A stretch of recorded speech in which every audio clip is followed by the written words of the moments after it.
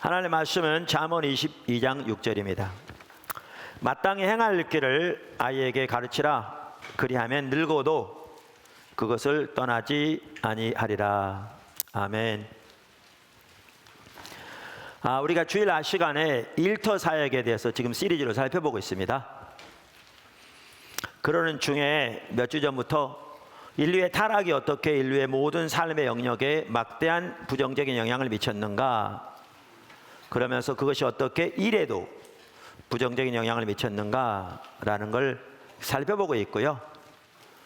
그 부정적인 영향 중에 하나가 일이 우상이 된 심각한 결과를 가져온 것을 살펴보고 있습니다. 그러면 지난주에는 그걸 살펴보면서 우상의 성격에 대해서 이렇게 살펴봤는데 너무나 중요한 시간이었습니다. 여러분들이 또 반복적으로 설교도 들으시면서 그렇게 올바로 우상을 이해하고 우리의 삶을 잘 이렇게 돌아보는 것도 매우 중요합니다. 사실 오늘은 그래서 이어서 집합적이고 문화적인 우상을 살펴보려고 했습니다. 이 부분도 매우 우리가 보아야 할 부분입니다. 집합적이고 문화적인 우상. 그런데 그거와 연결되기도 하고요. 또 지금 새물결 기도학교와 관련해서 하나님께서 귀한 일을 하고 계신데, 이게 단순히 기도학교의 문제만이 아니고 그 자녀 교육과 관련되기 때문에 여러분 중에서 사실 거의 연관되지 않은 분이 없습니다.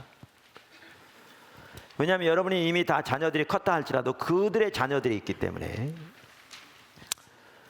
그뿐만 아니라 이 부분이 하나님께서 포도나무 교회에 지금 인도하고 계신 것과도 밀접하게 관련이 됩니다. 그래서 제가 오늘 이렇게 부분적으로는 여러 위원회에서 또 학부모 모임에서 나눴지만 교회 전체적으로 이 부분을 한번 살펴보는 게 매우 중요할 것 같더라고요. 왜냐하면 교회가 하나님이 일하고 계시는 부분을 보는 게 중요할 것 같아서요. 그래서 어떤 부분에서 우리가 가보지 않은 영역으로 이렇게 발을 딛고 있는 부분도 있습니다. 과거에도 그런 적들이 몇 번 있었지만. 그래서 오늘은 새물결 기도학교의 목표, 이 부분 하나하나 살펴보면서 이 부분을 쭉 이렇게 설명하려고 합니다.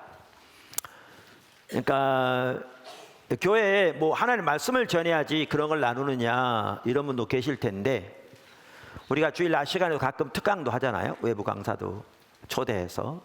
그래서 오늘은 외부 강사는 아니지만 그런 특강 중에 하나라 이렇게 생각하시고 이렇게 들으시면 유익한 시간이 될 줄로 믿습니다. 특별히 말씀드린 대로 하나님께서 포도나무 교회 가운데 하고 계신 일과 이 부분이 깊이 연결되어 있기 때문에, 또 새물결 기도학교만 하더라도 바로 우리의 일이기 때문에, 그래서 우리가 이 부분을 살펴보는 것 또한 매우 중요하다고 믿습니다. 아멘.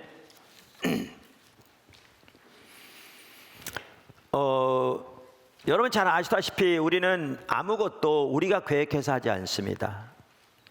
저는 개인적으로 우리의 신앙의 가장 핵심이요 본질은 하나님과의 친밀한 교제라고 믿습니다. 그 하나님과 친밀한 교제는 하나님 그분을 알고 그분을 우리의 존재를 다해 사랑하는 삶입니다. 사실 이 삶을 살 때 우리의 인생에 만족도, 기쁨도, 감격도 넘치고 하나님의 생명과 은혜도 넘치고 하나님의 예수님의 십자가 부활을 통해서 이루신 승리가 우리의 삶에서 실제적으로 경험되지는 놀라운 축복의 삶을 살 수 있습니다. 그런데 이렇게 하나님과 친밀한 교제 가운데 머물러 있으면, 그리고 주님이 이미 말씀하신 부분을 순종해 가고 있으면 주님이 주님의 때에 주님의 계획들을 보이십니다.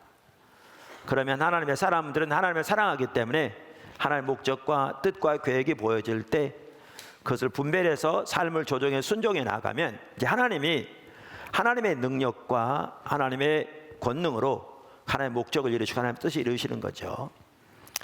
이게 우리 신앙의 핵심이고, 성경에 보면 예수님이 가장 먼저 이렇게 사셨을 뿐만 아니라 성경에 나와 있는 하나님의 귀한 모든 사람들이 다 이렇게 살았습니다. 우리가 살아야 할 삶입니다. 그래서 새물결 기도학교도 우리가 전혀 예상치 않은 가운데 그렇게 하나님과 동행하는 가운데 하나님께서 하나님의 뜻을 선명히 보이셔서 그것을 위해 기도하고 또 주님을 찾는 중에 지금부터 5년 전에 새물결 기도학교가 시작되었고 초중고등학교 한꺼번에 지금 이제 5년째를 마무리하고 있습니다. 다음 주에 이제 졸업식도 있고 이번에 졸업한 학생들 이렇게 5년째를 마무리하고 있습니다. 이렇게 새물결 기도고 학교가 세워지고 오늘까지 오도록 하나님께 참으로 귀하게 일하고 계십니다. 그리고 그동안에 이 일을 위해 우리 원종문 성도님께서 그 준비 과정에서부터 오늘의 일까지 참 많이 수고해 주셨습니다. 그래서 하나님께서 비전은 저에게 주셨지만 이제 그 비전을 이렇게 담아내는 역할을 하신 분이 사실 이제 그분이셨다고 해도 전혀 과언이 아니고요. 그분이 없었더라면 물론 다른 여러분들이 협조했지만 학교가 세워지고 오늘까지 오는 것은 가능하지 않았을 것입니다. 그래서 우리가 그럼 일부에 오셨는데 이렇게 크게 박수로 감사의 표도 하고 그랬습니다. 그런데 이것을 혹시 새물결 기도학교 2기라고 표현할 수 있을까요? 학교가 세워지고 어느 데 이르도록 하나님께서 이제 하나하나 그때마다 업그레이드 해 오셨습니다. 또 앞으로도 계속 그렇게 하실 줄로 믿습니다. 그래서 그 결과 어떤 학교 관계자의 표현에 의하면 학생들이 정말 알토란 같습니다. 제 용어가 어떤 관계자의 용어인데, 그런데 이번에 전반적인 교육 과정을 개편하게 되었습니다. 저 개인적으로 확신하기는 하나님께서 교육적인 면에서 한 단계 업그레이드 시키는 방향으로 우리를 인도하고 계신다고 확신합니다. 그래서 제가 어떻게 그걸 이기라고 표현할 수 있겠나 이렇게 아까 말씀을 드렸습니다. 이것의 직접적인 계기는 제가 이지성 작가라는 분이 쓴 에이트라는 책을 읽으면서부터 시작되었습니다. 근데 물론 교육적인 면에서 업그레이드 돼야 할 부분에 대해서 사실 처음부터 기도해 왔습니다. 그리고 몇 개월 전부터는 이 책을 읽기 전 몇 개월 전부터는 어떤 사건들을 통해서 더 깊이 고민하고 있던 차였습니다. 그러던 중에 아까도 말씀드린 대로 에이트라는 책을 읽게 되면서 계기가 되어서 그 이후로 칼비테의 교육법, 내 아이를 위한 칼비테 교육법, 리딩으로 리딩하라, 생각하는 인문학 이렇게 5권의 책을 읽었습니다. 이걸 읽으니까 이렇게 방향이 보이더라고요. 그래서 제가 우리 지체들에게도 이 5권의 책을 꼭 읽어보라 할 수 있으면 이렇게 권면을 드렸고요. 많은 분들이 그 책을 읽으면서 포도나무 교회 책 읽기 붐이 일었다 뭐 이런 얘기도 나오고 이렇게 새로운 시각이 열려지는 그런 분도 많았고요. 특별히 제가 일부 예배 때 나눴지만 청년들, 뭐 중고등부까지 어른들 할 것 없이 꼭 이 5권의 책을 읽어보시면 정말 도움이 될 줄로 믿습니다. 가능하면 제가 소개한 그 순서대로 읽으십시오. 순서를 잘 모르겠다, 여러 밴드에 올라가 있고요. 우리 스태프들에게 물어보시면 다 안내해 드릴 겁니다. 물론 저는 개인적으로 그 뒤에도 여러분들의 책을 더 읽었고요. 또 읽어가고 있습니다. 또 추후에 다른 관련된 좋은 부분들을 여러분에게 소개하고 이렇게 추천도 할 텐데, 우선 그 5권의 책들을 보시면 제가 오늘 나누고자 하는 부분들을 더 선명히 이해할 수 있게 되리라고 생각합니다. 자, 그래서 이렇게 어떤 방향이 보여지면서 이제 하나님의 지혜를 같이 모으기 위해서 미래 기독교육위원회라고 이제 나중에 이름을 그렇게 붙여서 이제 우리 지체들을 초청하기 시작했습니다. 여러분 많이 들어와 있잖아요. 저는 개인적으로 하나님께서 우리 가운데 어떤 일을 이루어 가실 때 하나님의 뜻을 보이시면 그 일을 이루는 데 필요한 모든 필요를 하나님이 채우실 거라고 확실하게 믿습니다. 실제로. 그래서 재정적인 필요를 공급하실 뿐만 아니라 그 일을 위한 일꾼들에 있어서도 하나님이 앞서가신 일이면 하나님이 이미 보내셨거나 보내실 것이라고 믿습니다. 그래서 이제 하나님의 지혜를 같이 모으기 위해서 미래 기독교육위원회를 만들어서 이렇게 관심 있는 분들을 초청을 이렇게 했는데, 지금 230명 가까이 들어와 있습니다. 여러분 중에 관심 있는 분들은 우리 목사님들에게나 초청해달라고 요청하시면 이렇게 초청을 받을 수 있을 겁니다. 거기에는 카나다와 미국 등 미주에 있는 우리 보도나무 교회 지역 초소 지체들도 일부 들어와 있습니다. 그러면서 두 차례에 걸쳐서 모임을 가졌습니다. 아주 유익한 시간이었습니다. 뿐만 아니라 그 모임들에서 이렇게 또 나누면서 이 분야에 대해서 일부 전문적인 지식을 가지고 있거나 또 열정과 관심을 가지고 오래전부터 공부하고 또 배워오고 또 열망을 가지고 왔거나 하는 성도들을 중심으로 해서 기도학교 교육위원회를 따로 만들어서 자료들을 찾고 나누고 필요한 곳들을 방문하고 이렇게 배워왔습니다. 최근에 한 기도학교 연구위원회에서만 하더라도요, 며칠 전에는 저녁 7시에 모임을 시작해서 12시 가까이 끝났고요. 12시 끝나서 그냥 돌아간 게 아니고 저를 포함한 몇 명은 남아서 새벽 3시 반까지 얘기를 하기도 했습니다. 그날따라 제가 전날 새벽 6시 20분에 집에서 출발해서 서울에 있는 중요한 모임, 대전에 있는 침례신학과의 MOU 등 신학대학과 MOU 등 중요한 일을 나누고 교회에 도착하니까 6시 50분이었는데 그때부터 시작해서 새벽 3시 반 넘어까지 얘기를 나누기도 했습니다. 그런데 이렇게 따라가면서 보여진 게 너무 감사하게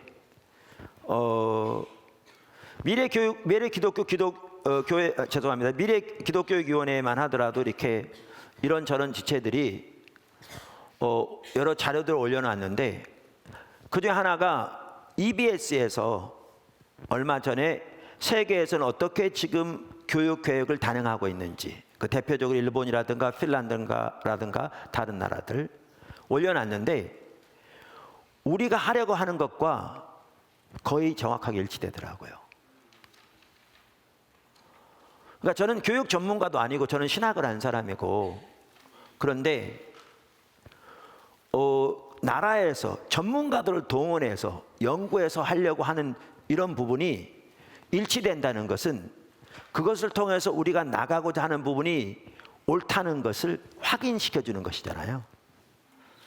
그래서 저는 그런 책들을 읽으면서 하나님께서 저에게 보이시고 인도해 가신 게 보여져서 이렇게 방향을 잡고 가는데 이러한 것들이 전문적인 지식을 통해서 이렇게 옳은 것임이 확인되어지니까 그리고 그 외에 뭐 뉴스 유퀴즈라는 다른 걸 통해서도 이 부분이 반복적으로 신문 기사를 통해서든지 이렇게 확인되어지니까 저 같은 경우에는 더 이렇게 어떤 확신이 들고 더 이렇게 위로가 되게 되었습니다.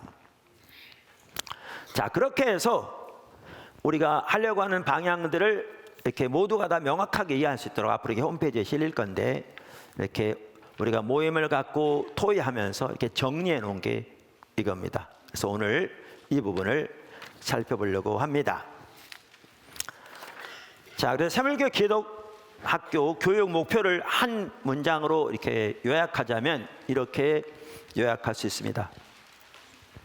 십자가 복음의 삶을 사는 인성과 창의 융합적 사고를 겸비한 미래 리더 양성.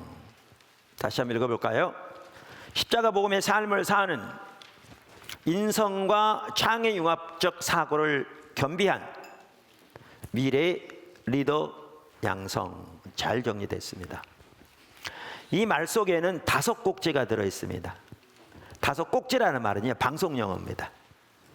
네, 제가 방송 용어라고 말하다 보니까 우리 하나가 생각나더라고요. KBS에서 성탄 전야 때에 지금부터 3년 전인가요? 그 손양원 목사님의 이야기가 KBS 국영방송에서 방영됐습니다. 성탄절 전날. 또 귀한 호응이 있었고요. 그래서 그 다음에는 주기철 목사님에 대해서 있었습니다. 작년에는 없었는데 작년에 없는 대신 올해에는 2부작으로 손정도 목사님의 이야기가 이번에 방송을 탑니다. 24일 날 10시 1, 2부 연속해서 KBS에서 나옵니다. 그런데 그 모든 것들을 총괄 책임지고 제작한 분이 포도나무교회 성도인 권영만 성도님입니다. 네, 그분이 KBS PD신데요. 교회 내보다는 외부에서 훨씬 유명한 분입니다. 네, 저는 이런 걸 보면서 이게 귀한 일터 사역이잖아요. 그래서 공영방송에서 이런 부분들이 되어줄 수 있도록 정말 힘쓴, 너무나 감사하고요. 제가 일터 사역 얘기하다 보니까 우리 지체 중에 알탄 유정란이라고 하는 그 성도 알찬 유정란, 네, 말이 잘 안 돼서 알찬 유정란. 근데 얼마나 이렇게 정직하게 건강하게 키워서 하는지 요청하지도 않았는데요. 방송국에서 종편을 포함해서 KBS를 포함해서 3군데인가 4군데 와서 찍어갔습니다. 방송에 찾아와가지고. 그래서 이번에 갤러리아 백화점까지 납품 들어갑니다. 그래서 이런 게 일터 사역에서 우리가 해야 할 일이 아닌가. 정말 정직하게 국민들을 생각해서 오죽했으면 방송에서 그 진가를 보고 전화를 걸어 찾아와가지고 자기들이 방송을 내주겠습니까? 네, 그래서 이렇게 꼭지 얘기하다가 너무 감사할 일입니다. 자, 그래서 말씀드린 대로 이 교육 목표 이 문장 속에는 5꼭지가 들어있는데 그 5꼭지를 제목을 말하면 앞에 나눠진 종이에 있는 내용입니다. 첫째가 십자가 복음의 삶을 가르치는 샘물결 교육, 둘째 지성과 아울러 인성을 갖춘 인재를 양성하는 샘물결 교육, 셋째 창의 융합형 사고를 기르는 샘물결 교육, 넷째가 미래를 이끌어갈 역동적인 리더를 양성하는 샘물결 교육, 다섯째가 모든 학생이 자신의 재능과 역량을 따라 배우는 샘물결 교육. 아멘. 자, 그럼 여기 하나씩 좀 이제 살펴보겠습니다. 첫째, 십자가 복음의 삶을 가르치는 샘물결 교육. 십자가 복음의 삶을 가르치는 샘물결 교육. 사실 이 부분이 가장 핵심입니다. 이 부분이 샘물결 기도학교가 존재하는 가장 중요한 이유이기도 합니다. 이 부분이 없으면 샘물결 기도학교는 존재의 가치와 이유가 없습니다. 자, 십자가 복음의 삶은 제가 도표로 가끔 이렇게 보여드리는데 다시 한번 보여주시죠. 십자가 복음의 삶. 그러니까 한마디로 십자가 복음의 삶을 요약하면요, 십자가 복음의 삶만 한번 보여주시죠. 돼 있는 거. 네, 우리 신앙은 철저하게 하나님의 말씀인 성경에 기초한 삶입니다. 그 성경에 기초해서 오직 은혜, 오직 믿음, 오직 십자가, 오직 성령의 삶을 사는 것이죠. 그리고 이 삶을 통해 하나님을 알고 존재를 다해 사랑하는 하나님과 친밀한 교제와, 그리고 이제 그 친밀한 교제 가운데서 하나님의 행하심을 보고 온 삶으로 동참하는 삶을 사는 것입니다. 이게 성경에서 말하는 우리 신앙의 가장 핵심과 본질이고요, 이게 십자가 복음의 핵심입니다. 이 삶을 사는 것이 십자가 복음의 삶입니다. 우리 모두는 반드시 이 삶을 살아야 합니다. 이 삶을 살 때 아까도 말씀드린 대로 정말 하나님의 놀라운 은혜가 생명이 우리 삶 속에 넘치고 하나님의 놀라운 계획과 뜻이 우리의 삶을 통해 또 우리 삶 안에서 이루어질 것입니다.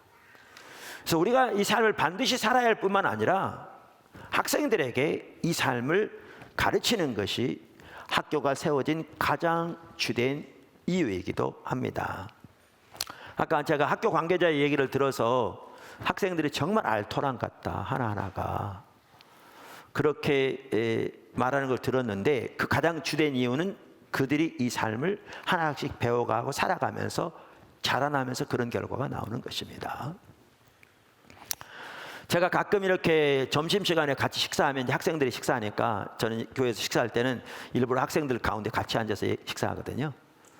어떨 때는 2학년, 어떨 때는 저학년 이렇게. 근데 한 번은 우리 지금 고등학교 3학년들과 함께 식사를 하게 됐어요. 그래서 이런저런 얘기를 하는데 그 아이들이 그러더라고요. 자기네끼리. 그중에 상당수가 처음부터 학교 세워질 처음부터 여기 왔던 아이들이에요. 5년 다녔죠. 그 학생들이 그러더라고요. 자기네끼리 나 앞에 있는데. 근데 우리 정말 많이 변했어. 그러더라고요.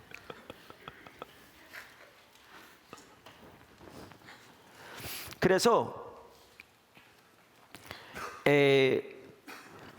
우리는 철저하게 학생들을 십자가 복음의 삶을 살도록 가르치려고 합니다. 이게 가장 중요한 학교의 존재 목적입니다. 아멘. 자, 한 가지 거기다 덧붙이면요. 한 번은 그 당시에 이미 기독교 대안학교를 10년 이상 해오신 한 교장 선생님이 주일날 저를 찾아왔더라고요. 그분이 저 찾아오기 전에 십자가 복음 제 책을 70권이 넘게 주문했어요. 그리고 주일날 제가 일부 예배 일찍 오는데 내가 오면 어디에 내릴지를 다 알고 거기 주차해서 기다리고 계시더라고요. 그러면 제가 내리니까 이제 그분 안내 온 분과 함께 내려서 이제 저한테 인사하시더라고요. 그러면서 간단히 소개하면서 이렇게 오랫동안 이 기독 대안학교를 해왔는데 성경 암송도 시키고 성경 과목도 교육을 시켰는데 아이들이 안 변하는 거죠. 그래서 고민하는 중에 어떤 계기를 통해서 목사님들이 제 책 십자가 복음 책을 가지고 집중적으로 공부하는 어떤 모임들이 있는데 거기에 가서 공부를 하면서 자신이 변하고 그러면서 아이들을 그렇게 철저하게 십자가 복음으로 가르쳐야 되겠다고 그렇게 찾아오셨어요. 그날 일부 예배를 마치고 돌아가시면서 저에게 이렇게 하나님의 임재가 함께 하신 은혜스러운 예배를 처음 드렸다고 그렇게 가시더라고요.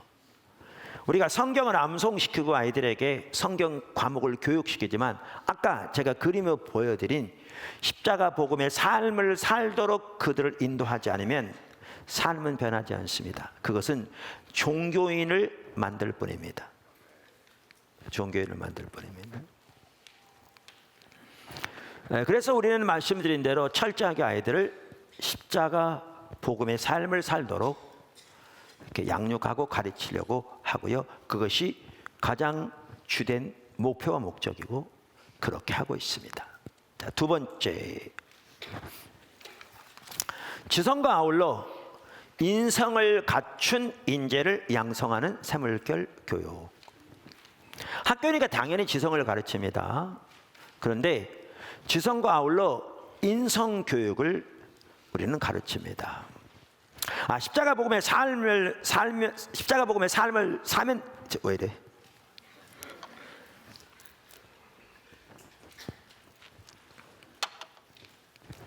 십자가 복음의 삶을 살면 되는 것이 아니냐 이렇게 말할 수 있는데 십자가 복음의 삶에 기초한 인성 교육도 매우 중요합니다.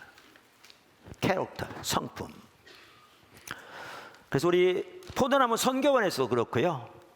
우리 초등학교에서는 성품 교육도 가르치는데 우리가 해보니까 이렇게 보는 게요. 십자가 복음의 삶과 아울러 성품 교육을 시킬 때 효력을 발생할 뿐만 아니라 귀한 열매로 나타나는 것을 볼 수 있겠더라고요. 정말 귀한 열매로 나타난 것을. 사실 포도나무 선교만 하더라도 정말 많은 변화가 있거든요. 아이들이 변하고 자폐라고 막 했던 아이들이 치유되고 지금 우리 초등학교에도 이렇게 발달장애 이런 아이들이 상당히 있는데 정말 놀랍게 좋아지고 있거든요. 대부분은 정말 귀하게. 자, 그러면서 그 성품 이와 같이 인성이 매우 중요합니다. 근데 이 부분은 여러분 잘 아니까 여기 프린트에 나온 일부 방법들을 이렇게 쭉 내려놨습니다.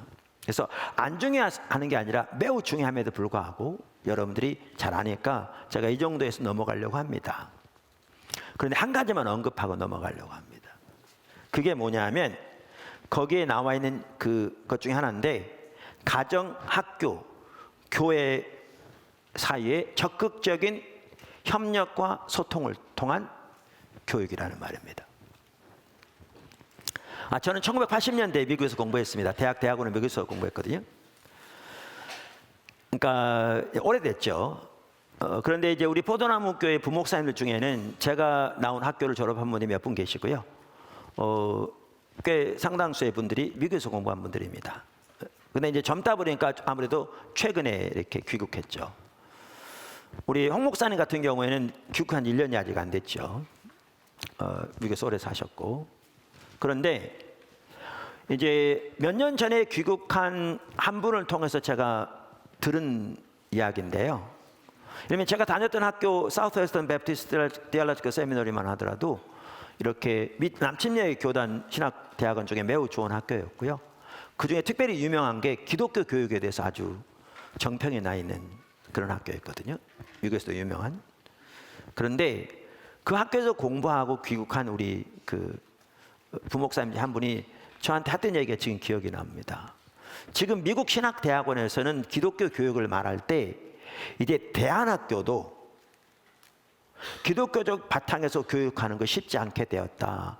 그래서 이제 미국 기독교 교육에서는 처치 스쿨에 대해서 얘기하기 시작한다. 앞으로의 기독 교육을 위해서 처치 스쿨이 중요하다고 말을 한다. 이런 얘기를 제가 전해 들었거든요. 저는 이 새물교 기독학교가 처치 스쿨이 되기는 바라지는 않는데요. 근데 분명한 한 가지는 이겁니다.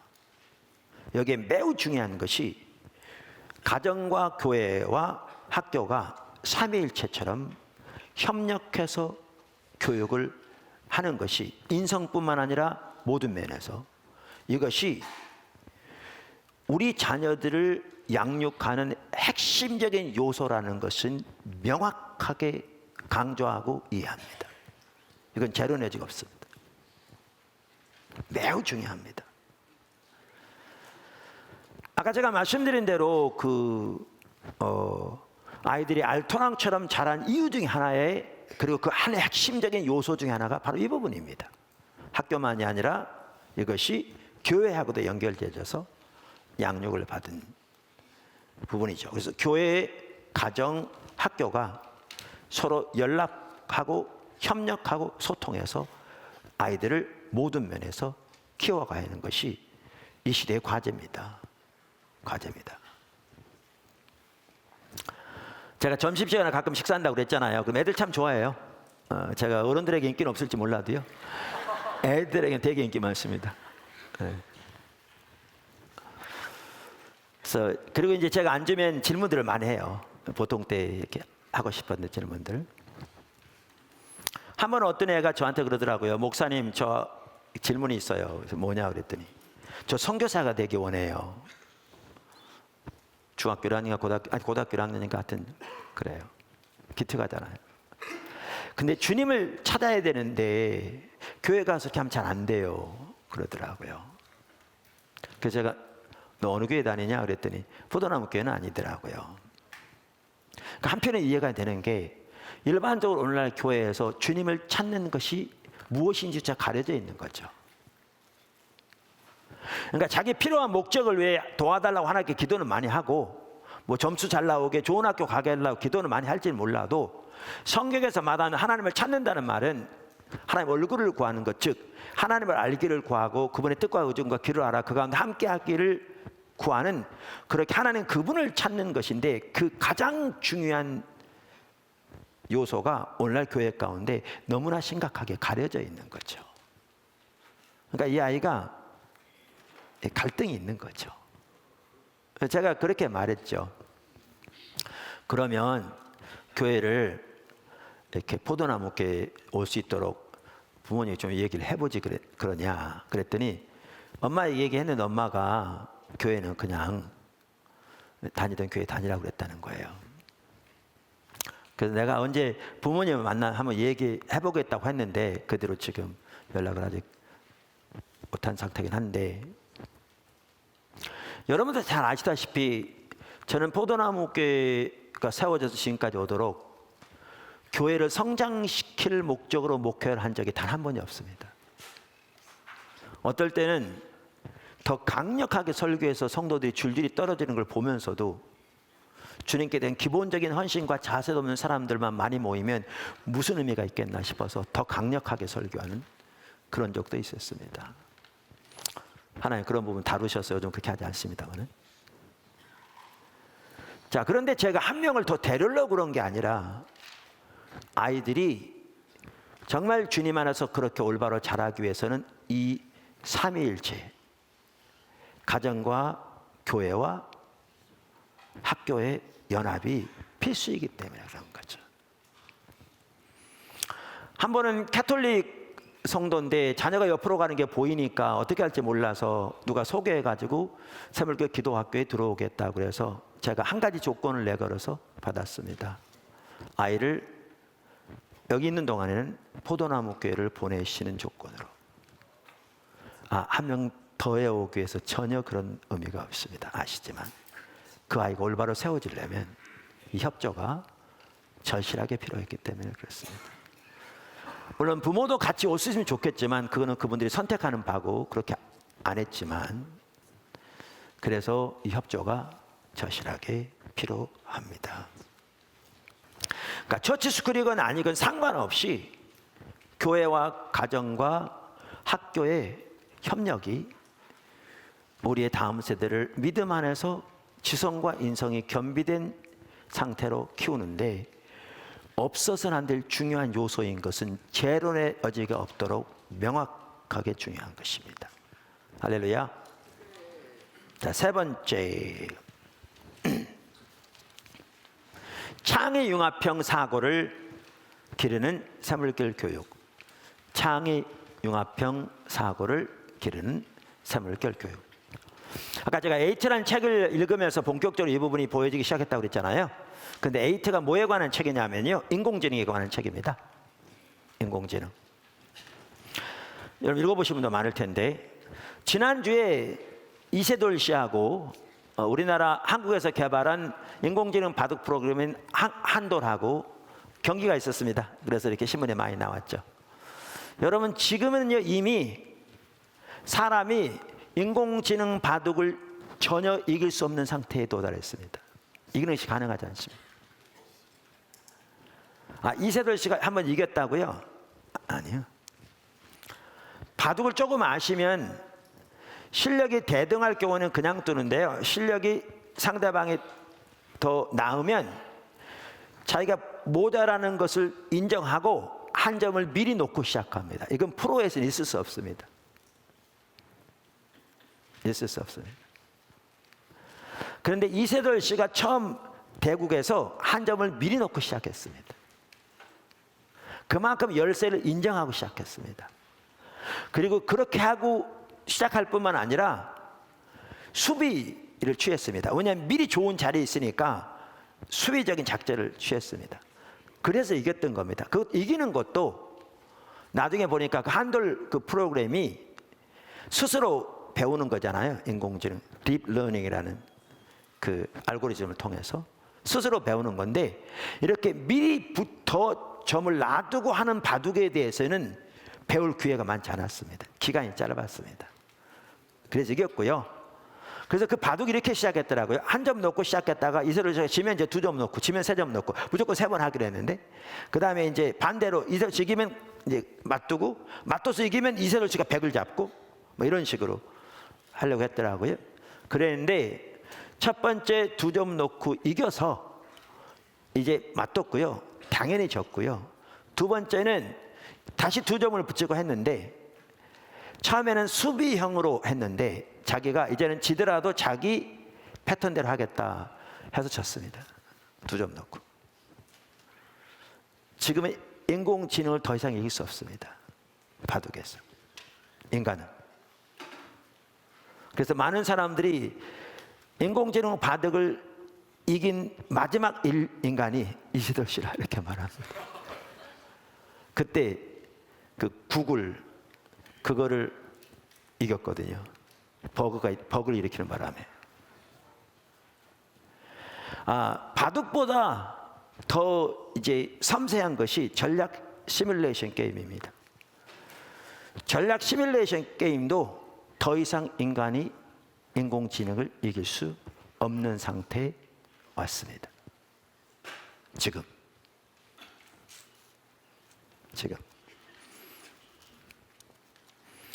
제가 광고 시간에 가끔 말씀드렸지만 인공지능이 더욱 전면적으로 보급되면 특별히 사자 달린 직업들이 가장 먼저 대체될 것이라고 합니다. 의사, 변호사, 약사, 판사, 회계사 등등. 얼마 전 우리나라 신문만 하더라도 인공지능 시대가 오면 고졸자들보다 대졸자들의 직업이 더 빨리 대체될 것이다. 그런 보도도 있었습니다. 자, 일부에서는 인공지능이 전면적으로 실시되려면 시간이 아직 많이 남았다. 이렇게 이야기도 합니다. 일부는 사실입니다. 그러나 이미 가까이 와 있습니다.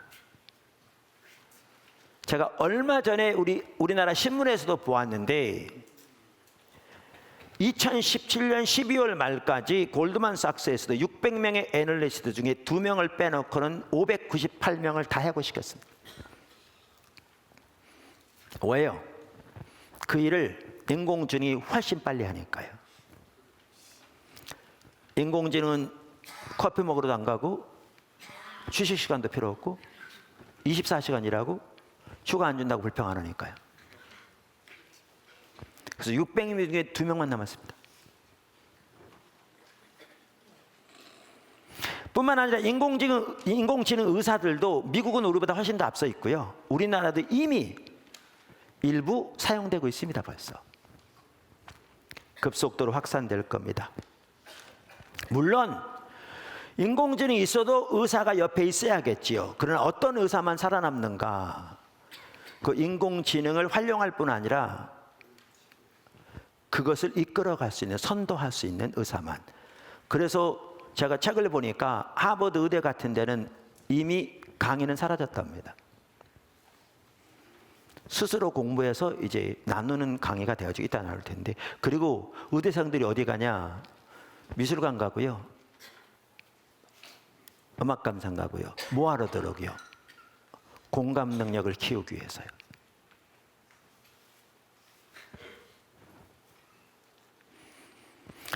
그런데 제가 인공지능 얘기하니까 어떤 분들은 제 말을 잘 이해하지 못하고 그래 인공지능 아직 멀었어 그러는데요. 이 부분도 그렇습니다. 급속도로 발전합니다 지금. 근데 이게 인공지능만의 문제가 아닙니다. 4차 산업 전반에 관한 문제이기도 하죠. 인공지능은 4차 산업의 한 부분입니다. 빅데이터라든가 그중에 자율주행차라든가 등등 여러 가지가 있습니다. 여러분, 변화가 생각보다 빨리 올 수 있습니다. 우리 한번 생각해 보십시오. 지금부터 10년 전에, 지금 기억하시고 여기 10살 된 사람 없으니까, 지금부터 10년 전에 차가 날아다닐 걸 생각해 본 적 있습니까?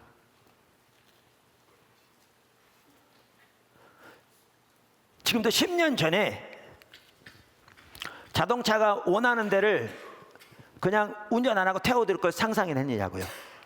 상상 못했습니다. 일반 사람들은. 그건 어디 나왔냐면 만화에 나왔고요. 그게 영화에 나왔습니다. 불과 10년 전에. 불과 10년이 지난 지금 아직 상용화만 안 됐지 이미 실험 다 되고 있고요. 수년 내에 다 상용화 될 겁니다. 지금 제가 얘기한 것들이.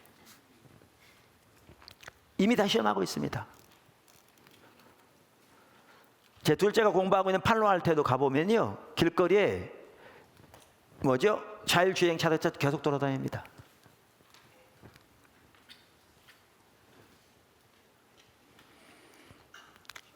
뿐만 아니라 아마존 같은 경우는 이미 드론을 사용해서 배송을 시작했습니다.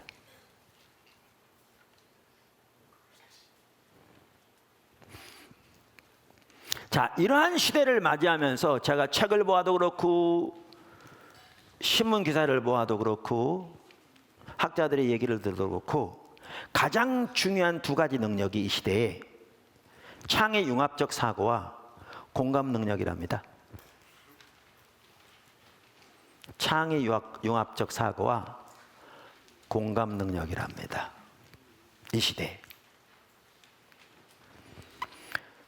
그래서 우리는 아이들을 이렇게 키우면서 이러한 시대로 우리 애들을 내보내는데, 그리고 생각보다 빨리 다가올 수 있는데, 그리고 이들이 지금 고등학교 3학년에 몰라도 대학 가서 사실 직장 전선에 시작할 때쯤이 어떻게 바뀔지 모르겠는데 불과 5년 흘지 모르지만, 근데 지금 초등학교 아이들이 고등학교를 졸업하고 대학 갈 때쯤 되면 이건 사회가 어떻게 바뀌었을지 아무도 지금 예측할 수 없거든요.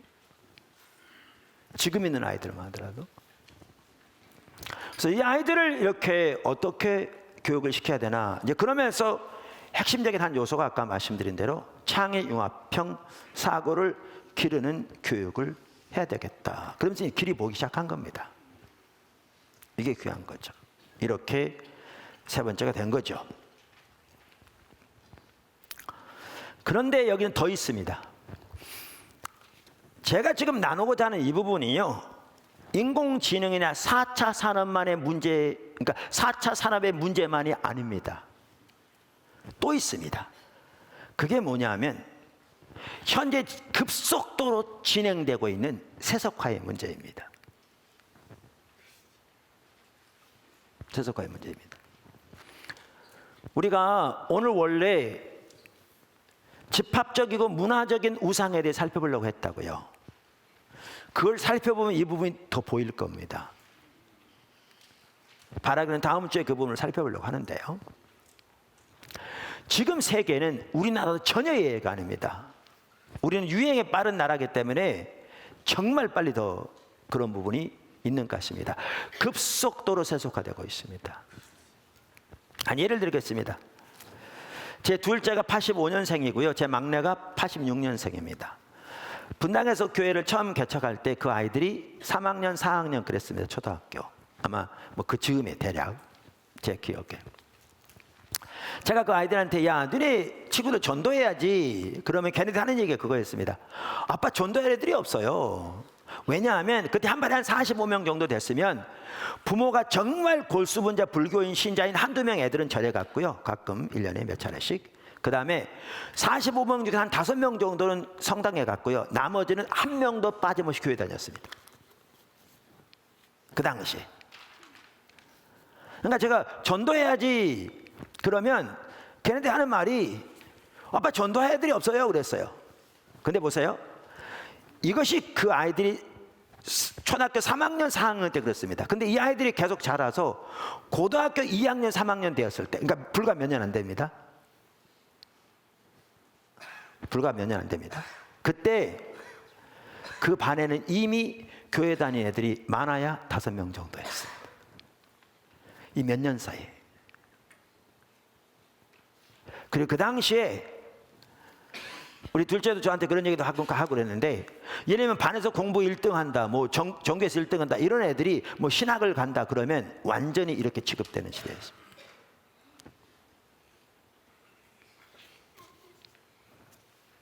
자, 그게 상당히 오래전 얘기입니다. 지금 우리가 군선교를 다니잖아요. 그죠? 어제도 우리가 15사단 내에 있는 포도남 세문교 선교에서 파송한 목사님들이 섬기는 교회들 위문 예배 드리고 왔으면 좋은 시간이었습니다. 감사하게. 근데 군선교를 섬기다 보면요, 이렇게 군선교 이렇게 때로는 뮤지컬로 섬교할 때 예배당에 오는 아이들 어떻게 보면 상당수보다는요 정말 많은 아이들이 교회를 한 번도 가보지 않은 아이들입니다. 그 전에는 소위 크리스마스 때라도 교회를 가봤습니다. 애들이. 뿐만 아니라 과거에는 이렇게 하기 성경학교 하면 북두 들이고 장구 치면서 동네 아파트 단지 돌아다니고 시골 돌아다니면 애들이 따라와가지고 전혀 교회를 그전에 안 다녔더라도 선물이라도 받고 재미있는 프로그램도 있고 하니까 교회라도 와봤습니다. 근데 여러분 기억하실 것은 지금 군대에 있는 나이의 아이들만 하더라도요, 아이들은 좀 그렇습니까? 내 입장에서 보면 그 젊은이들만 하더라도요, 교회를 단 한 번도 가보지 않은 아이들입니다. 그리고 그들이 이해하는 기독교는 어떤 기독교냐 하면 신문과 방송에 나온 기독교만 그들이 이해하는 기독교입니다. 너무너무 부정적인 왜곡된 이해입니다. 이게 현실입니다. 모르셨으면 여러분 오늘 집에 가서 여러분 이웃집에 초등학교 다니는 애가 있거들랑, 여러분 조카 중에 초등학교 다니는 애가 있거들랑, 한번 물어보십시오. 너희 반에서 예수 믿는 애가 몇 명이나 되느냐고. 그럼 제가 제 말이 틀린지 맞는지 금방 증명될 겁니다. 이게 오늘의 현실입니다. 이게. 자, 뿐만 이런 상황에서 그들의 세대의 아이들이 친구들에게 예수 믿으면 구원받는다라고 전했을 때 한두 명이 예수를 믿어 구원은 받을 수 있을지 모르지만 그것 가지고는 그 시대는 전혀 못 돌이킬 겁니다.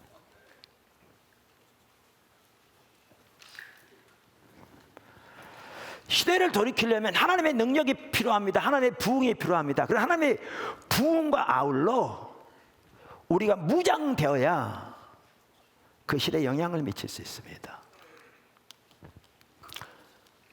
여러분 이 시대가 얼마나 급속도로 우리나라만 세속화되느냐 하면은요, 요즘 동성연애 뭐 합법하려고 그러고 거기 인권을 말해서 나오잖아요. 특별히 지금 현재 민주당이 그걸 앞장서 가지고 교회에서 아주 그냥 뭐 하고 있습니다. 자, 그런데 그 배후에 가장 강력한 힘이 누군지 아십니까? 문재인 씨가 아니고요, 유엔입니다. 유엔이 이거를 강력하게 나라들마다 압박하고 있습니다. 여기에 뭐가 있는 줄 아십니까? 이데올로기가 있습니다.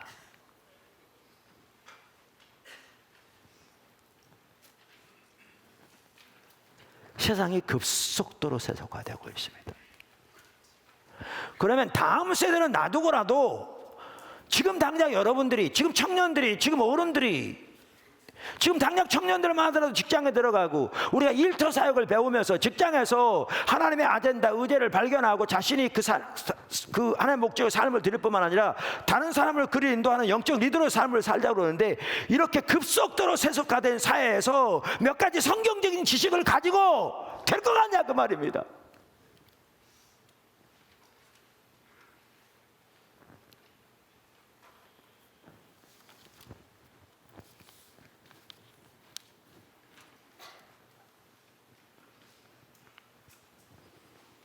여기에 우리들이 당면하고 있는 심각성이 있습니다. 아플라고도 당장 이미 지금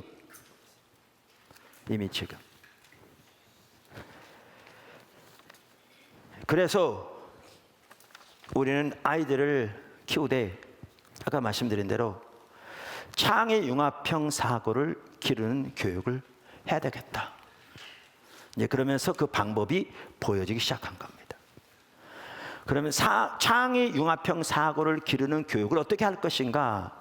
그것을 한마디로 요약하면요, 여기 보이는 두 번째 줄입니다. 인문학, 스템, 이해체능의 융합교육입니다. 인문학, 스템, 이해체능의 융합교육입니다. 이게 스템이란 말은 과거도 말씀드렸는데요, S는 사이언스, 과학, T는 테크놀로지, 기술, 그 다음에 E는 엔지니어링, 공학, 그 다음에 M은 math, 수학의 약자입니다. 수학의 약자입니다.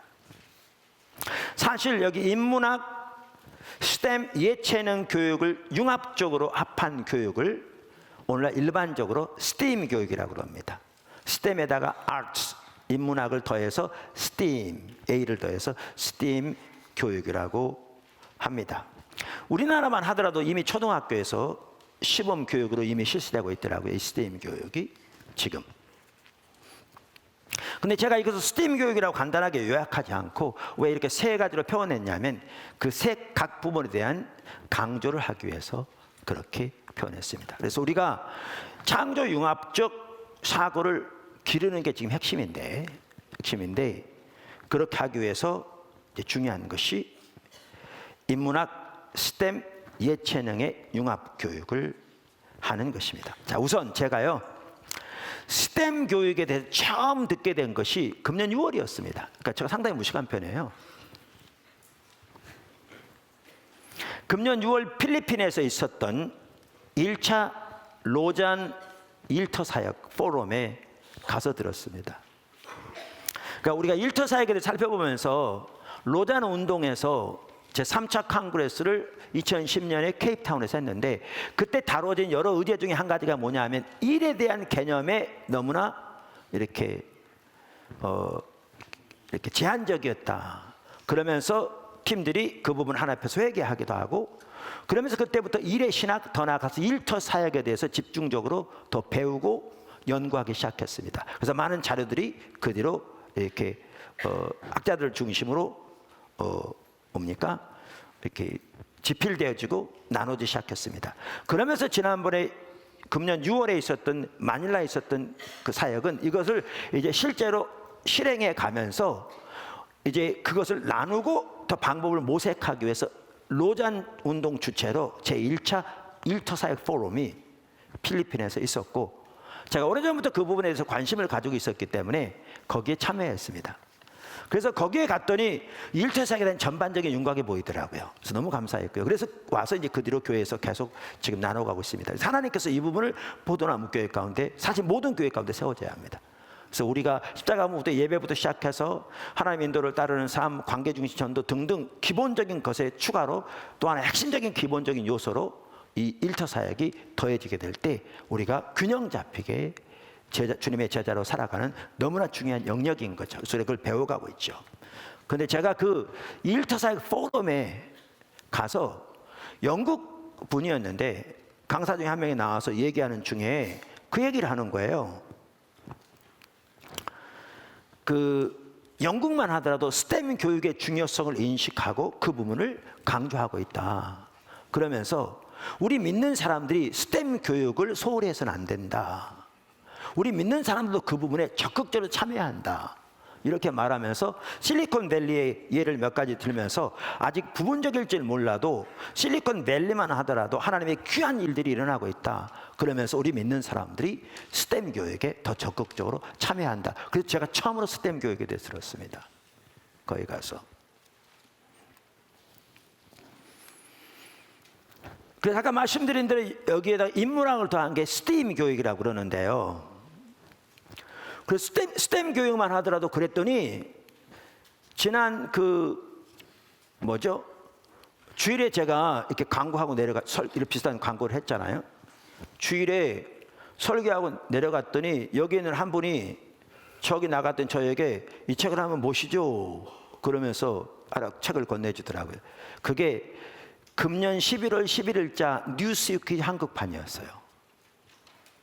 근데 그 뉴스위크 그 판이 뭐를 다루고 있냐면 미국 교육의 개혁에 대해 다루고 있었어요. 특별히 앞으로 다가오는 인공지능 시대에 대비해서. 그러면서 그 표지에 뭐라고 써 있냐면 실업자가 안 되려면 스템 교육 받아야 한다 이렇게 써 있어요. 뉴스위크지.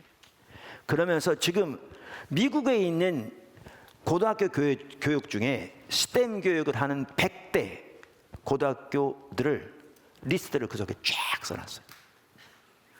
많은 학교들이 텍사스에 있더만요. 1위부터 2위 해서 지금 그렇게 세계가 바뀌어가고 있거든요. 그렇게. 제가 이지성 작가의 책을 보니까 우리나라만 해도 이미 그랬더라고요. 이 부분이 중요한 게. 그러니까 조선시대만 하더라도 가장 발전했던 시기가 세종과 정조 시대래요. 저는 이따도 말씀드리겠지만 어렸을 때 역사를 제일 싫어했거든요. 그걸 잘 몰랐어요.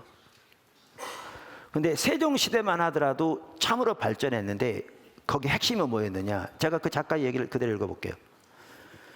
지금 우리나라에 필요한 것은 세계 최고 수준의 인문학적 기반 위에서 세계 최고 수준의 과학 기술을 꽃피웠던 세종대왕 시대의 지혜다. 이 두 개 합해지는 게 매우 중요한 거죠. 매우 중요한 거죠. 또 한 군데 보니까 이렇게 돼 있어요. 그 작가가 쓴 기독교 학습법에 대한 베스트셀러를 낸 적이 있더라고요. 아무래도 부모들이 뭐 어떤 교육에 관심이 많으니까.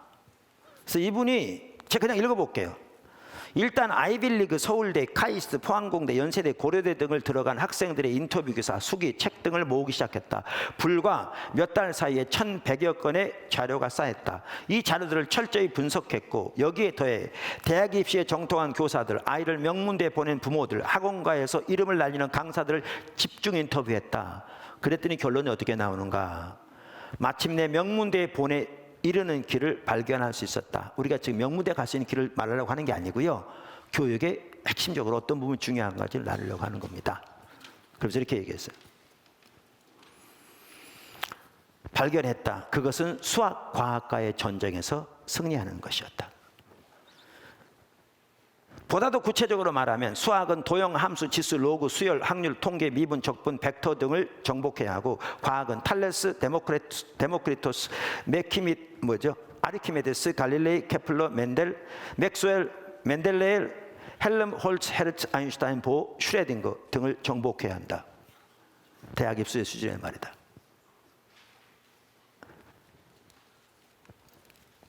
그래서 우리가 창의 복합적 융합적 사고를 기르기 위해서 하려고 하는 핵심이 뭐냐 하면 이처럼 인문학과 스템과 예체능 교육을 융합하는 교육을 하려고 합니다. 이게 그런데 정확하게 과거에도 가장 꽃을 피웠던 방법이고요. 지금 세계가 추구하는 교육 방식입니다. 살아남기 위해서, 미래를 선도하기 위해서. 자, 그러면 제가 이 부분에 좀 더 이렇게 구체적으로 약간 말씀드리겠습니다. 그럼 인문학은 뭘 말하느냐? 일반적으로 인문학은 문학, 철학, 역사학을 말합니다. 그러니까 우리가 예를 들면 학교에서 철학을 가르치니까 초등학교 때 철학 과목을 가르쳐 철학 개론을 가르친다는 말이 아니고요. 중학교 때 철학 개론을 가르친다는 말이 아닙니다. 철학적 사고를 가르친다는 말입니다.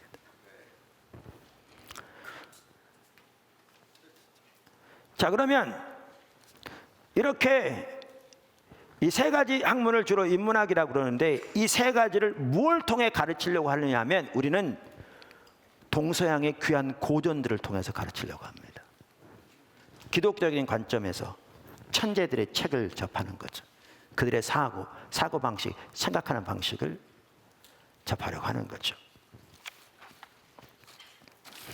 이렇게 교육을 시키되 트리비움 방식으로 하려고 하는 겁니다. 거기 써 있는 것처럼. 트리비움 방식은 라틴어로 트리비움이라는 말은 세 가지 길을 만나는데 일부에서는 이게 고전 교육의 세 가지 영역이다 이렇게 표현하기도 합니다. 그 트리비움이 뭐냐 하면 문법, 논리학, 수사학입니다. 문법, 논리학, 수사학. 미국을 보니까요, 어떤 학교들은 고전만 이런 식으로 집중적으로 연구하는 고등학교들이 있더라고요. 그들은 고전을 연구하되 심지어 원어로 연구하는 겁니다. 라틴어, 헬라어 등등으로. 페이스북의 창시자인 마크 저커버그도 그런 학교를 나왔습니다. 고등학교를. 그래서 하버드에 들어갔죠.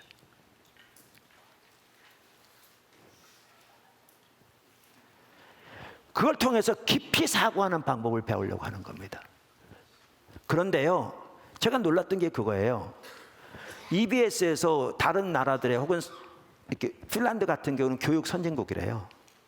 교육이 그 나라를 근본적으로 바꿨더라고요. 이렇게 역사를 보니까. 그런데 그런 나라들의 이러한 교육 개혁 이 부분을 이렇게 보니까요, 그들이 정확하게 이렇게 하려고 해요.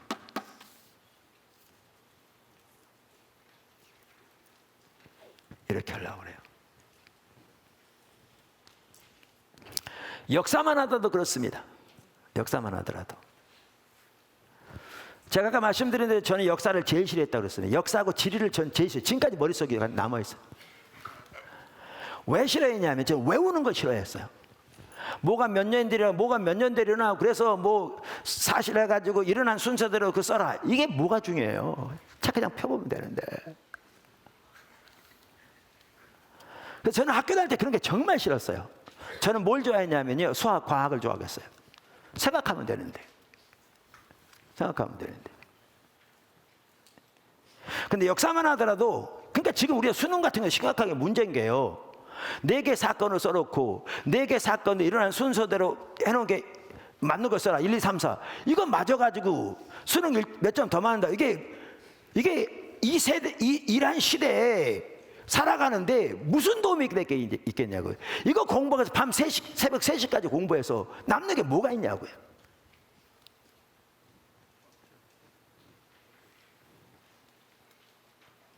누가 수능 시험 보고 그날 그렇게 애통하며 울었다는, 내가 이것 때문에 공부해서 이게 뭐 때문에 했나 싶어가지고 그랬다고.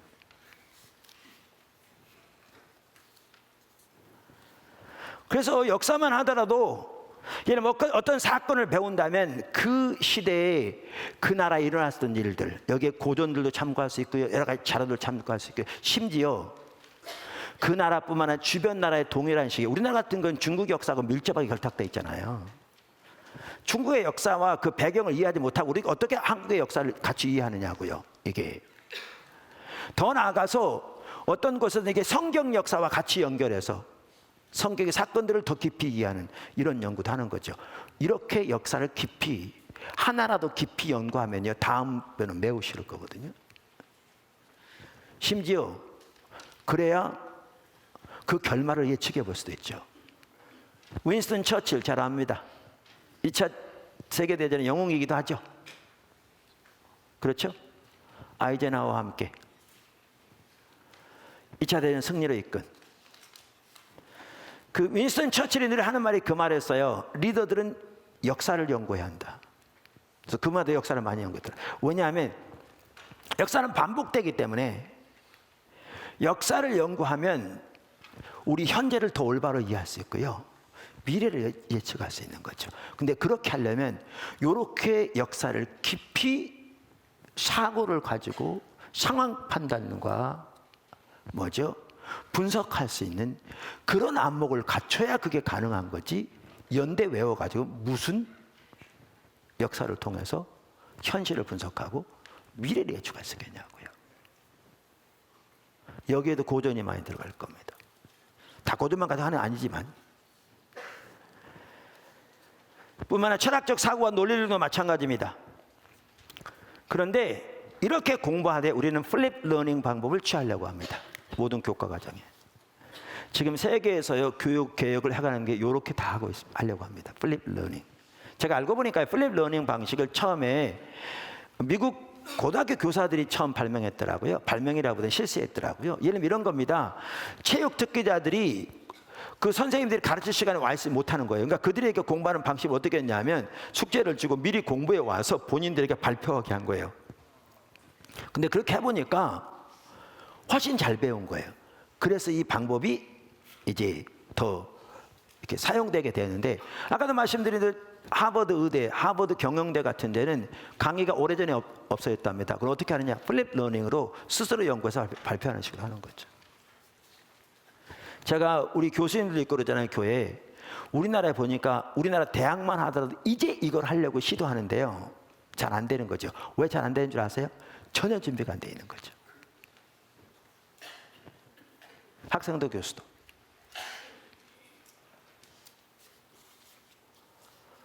일본 교육개혁 그 부분 보니까 바로 그렇게 하고 있는 거죠. 참고로 내년부터 일본은 수능 없어진답니다. 오래전부터 교육개혁 이렇게 연구해 왔고요, 내년에 이제 수능 없어진답니다. 물론 거기도 잘해야 되겠지만, 근데 우리나라 거꾸로 가는 것 같습니다. 정시 위주로 가다 보니까 많은 부작용이 있어서, 예를 들면 그 과외 등 바꿨는데 조국 사태로 인해서 또 그렇다고 그래서 옛날로 돌아가는, 저는 자신할 수 있습니다. 정권 바뀌면 또 바뀔 겁니다. 왜냐하면 안 되는 데서 바꿨다가 또 그리 돌아갔으니까 언제까지 이렇게 왔다 갔다 할 건데요.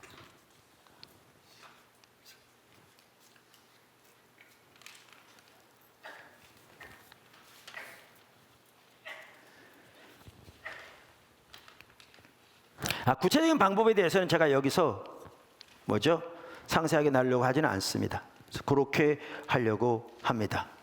저는 처음 학교를 세울 때부터 아이들에게 어려서부터 논리적인 사고를 가르치고 철학적으로 깊이 생각하는 것을 가르치고 싶었습니다.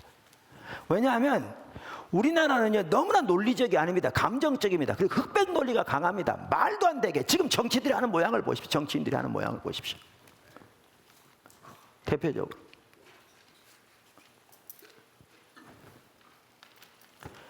근데 이게 그들만의 얘기 문제가 아닙니다.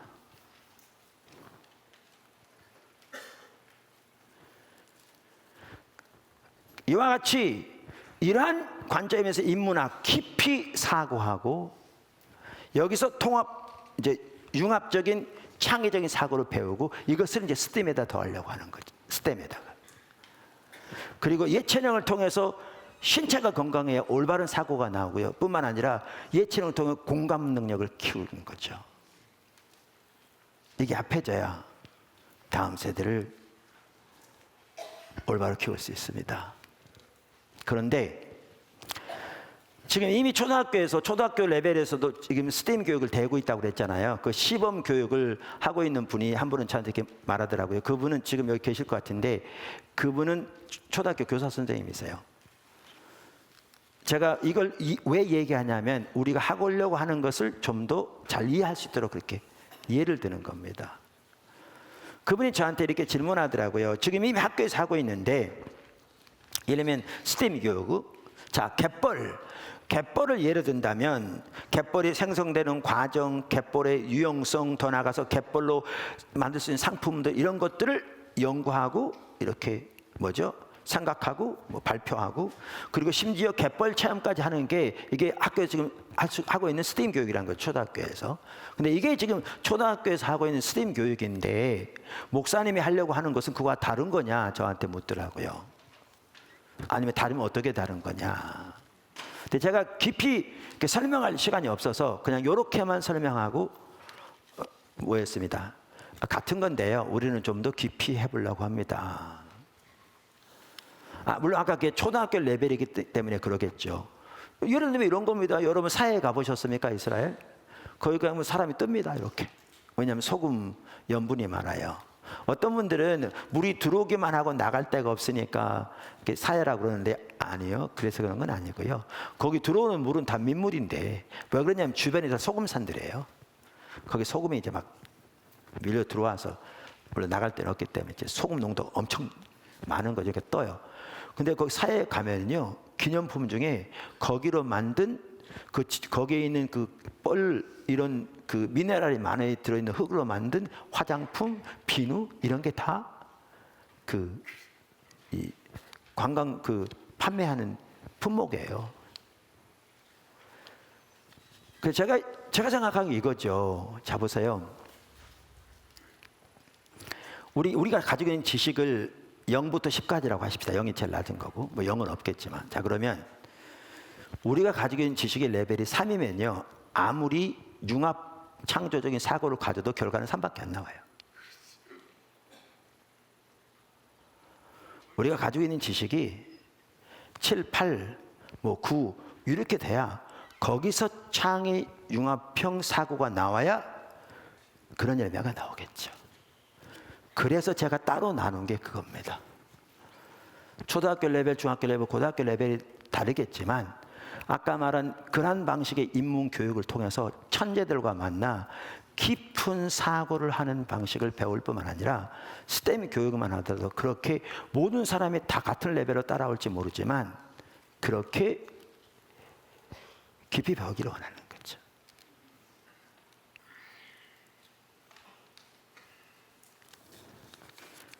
할렐루야. 저는 하나님이 하신 일을 보고 너무 감사했습니다. 이렇게 하려면 뭐가 필요하겠어요? 큰 도서관이 필요합니다. 왜냐하면 학생들이 스스로 찾고 연구하고 모여서 팀으로 자료를 찾고 연구한 것을 서로 나누고 정리하고 발표를 준비하고 이게 다 그 방식들인데 이렇게 하려면 큰 도서관이 필요한 거죠. 그래서 제가 2차 미래기독교육위원회에 모였을 때 그때가 언제냐면 찾아보니까요. 12월 5일 목요일 저녁에 이 본당 지하에서 모여서 얘기할 때 이러한 도서관이 필요하다 이렇게 나눴어요. 근데 도서관이 필요하긴 한데 지금 당장 어떻게 해요, 도서관을? 그랬는데 어떤 일이 있었냐면 2.5일 지난 후에 이게 목요일 저녁이었으니까 그 다음 주일 새벽에 여기 앉아있는 포도나무교회 성도 한 분에게 아침에 일어났는데 하나님이 강력하게 도서관에 대해서 말씀하신 거예요. 그리고 어디다 어떻게 지을 지혜까지 주신 거예요. 근데 제가 듣는 순간에 하나님 하신 게 명확하더라고요. 그래가지고 우리 연합 리더를 가통화시켜서 우리가 지금 하고 있는데 여기 보면 바인하우스 있잖아요. 바인하우스 뒤쪽으로 아래에다가 축대를 바로 축대 연결해서 쌓고요. 그럼 2층은 좁을지 모르지만 3층은 이렇게 번면 이렇게 옆으로 돼 있잖아요. 그 모든 걸 커버해서 넓게 3, 4층은 지어지거든요. 4층은 도서관 전체가 될 겁니다. 이게 또 좋은 게 뭐냐면 위에 C동 건물하고 아래 D동은 지금 계단도 이렇게 좀 별로 이런 데로 그런데 그걸 통하면 건물을 통해 계단뿐만 아니라 엘리베이터가 있어서 자동으로 되는 거죠. 제가 지난 주간에 우리 교단의 침례 신학대학하고 사다보면 청년선교 MOU를 맺었어요. 너무 귀한 일입니다. 이게 토대가 돼서 앞으로 한국의 신학대학들과 MOU를 맺어가려고 합니다. 너무 좋은 시간이었습니다. MOU를 맺고 난 다음에 총장님이 이렇게 직접 이렇게 안내하셔서 기획처장도 같이 우리 팀들이 같이 이렇게 학교를 돌아보는데 정말 총장님이 잘하고 계시더라고요. 너무 감사하게. 그런데 도서관을 갔는데 우리가 보고 그렇게 하면 너무나 좋을 만큼 이미 다 만들어놨더라고요. 제가 그랬더니 한 분이 자기가 가서 직접 보고 그거보다는 더 좋게 만들었겠다고 그러더라고요.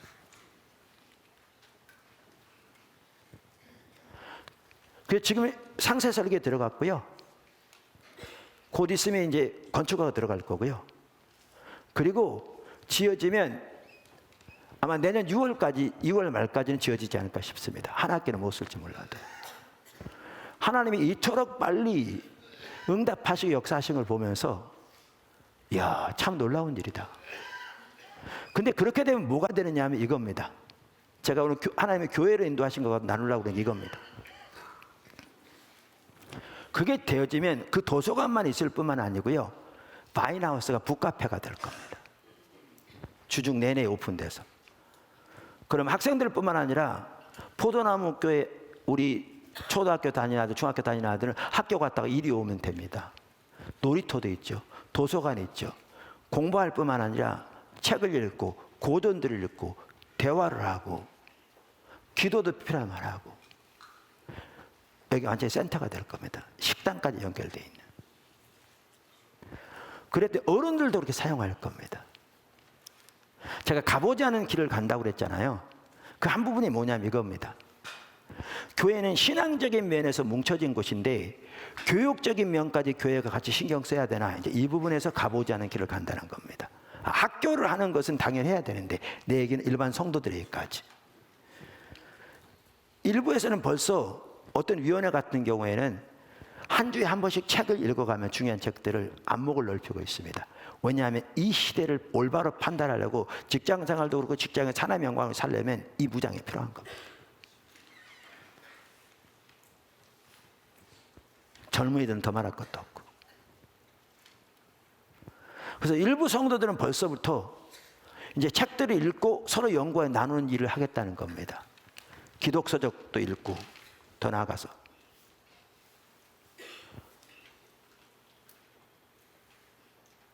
그래서 하나님께서 우리를 새로운 영역으로 발걸음 인도하신 게 아닌가 싶습니다. 근데 이게 일터사하고도 연결됩니다. 왜? 이 급속도로 세속화되어질 뿐만 아니라 급속도로 변해가는 이 시대에 성도들이 하나님 나라의 백성으로서 영적인 리더로서의 자기들이 있는 자리에서 영향력을 미치는 삶을 살려면 다음 세대뿐만 아니라 우리들이 하나님의 말씀으로 철저히 무장될 뿐만 아니라 올바른 사고로 이 시대를 분별할 수 있는 판단과 능력을 가지고 나아가야 되겠다 하는 것이지요. 하는 것이죠.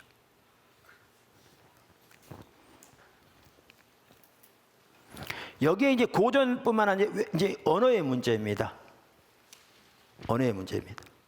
우리는요, 이거를 연결시키게 돼 지난번에 한번 말씀드렸잖아요. 하나님께서 포도나무 선교원 샘물교회 기도학교, 샘물교회 대학에 이르도록 제가 생각하지 못한 그 훨씬 큰 계획을 가지고 하나님이 일하고 계신 게 보였다고 그랬잖아요, 지난번에. 전혀 생각하지도 못한. 그럼 어떻게 되는가? 저는 그냥 마음에 두고 있습니다. 이게 언제 어떻게 될지 모르지만 하나님의 계획이 보여진 대로 염두에 두고 있죠. 자, 그런데 그래서 이 커리큘럼을 짤 때도요, 우리는 포도나무 선교원과도 연계해서 다 짤 겁니다. 1세부터. 근데 지금 포도나무 선교원에서 정말 아이들이 놀랍게 바뀝니다. 여기도 우리가 가보지 않은 길을 갔던 게요, 처음 시작할 때 우리가 필요가 있어서 이대로는 할 수 없어서 고민하다가 엄마들이 우리가 이렇게 해보겠다고 시작을 해서 3, 4세 반은 엄마들이 같이 와서 아이들을 공동으로 양육하는 식으로 시작을 했는데 지내놓고 보니까 그거만큼 좋은 교육이 없었습니다. 왜냐하면 엄마들이 제일 먼저 바뀌니까요. 그래서 이건 누가 가르쳐준 것도 아닌데 우리는 성령의 인도를 따라왔는데 결과적으로 보면 모든 교육을 하는 사람들에게 강력하게 제시할 만큼 하나님의 방법입니다. 정말 놀랍게 역사죠. 그러니까 아까 말한 발달장애라고 막 하는 애들이 치유되기도 하고 놀라웠게. 심지어 그러다 보니까 대전으로 이사가는 한 분은 대전에서 여기 오겠다고 제가 못 오겠잖아요. 그런데 일주일에 한 번이라도 오겠으니까 온다고 해서 못 오겠잖아요. 그건 저거라고. 그럴 일도 있는 거죠. 그런데 이 성교음을 달라고 그러는데요, 어려서부터 언어를 가르치려고 합니다. 우리가 여기에 칼 밑에 얘기를 많이 하는데요, 칼 밑에 주니어 자신이 쓴 책에 보면 자기가 전응하러 태어났다고 써 있어요. 그게 써 있습니다. 그런데 주변의 얘기를 보면 아마 전응아까지는 아니라도 미숙아로 태어난 건 분명한 것 같습니다. 근데 그 아이를 아버지가 목사였어요. 그 당시에 목사들은 공부를 많이 했거든요.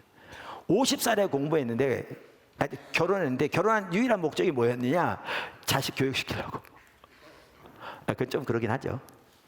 그래서 아내를 고르는 기준도 뭐였느냐? 애기 잘 키울. 좀 그러긴 해요. 바람장은 아닐 것 같긴 해요.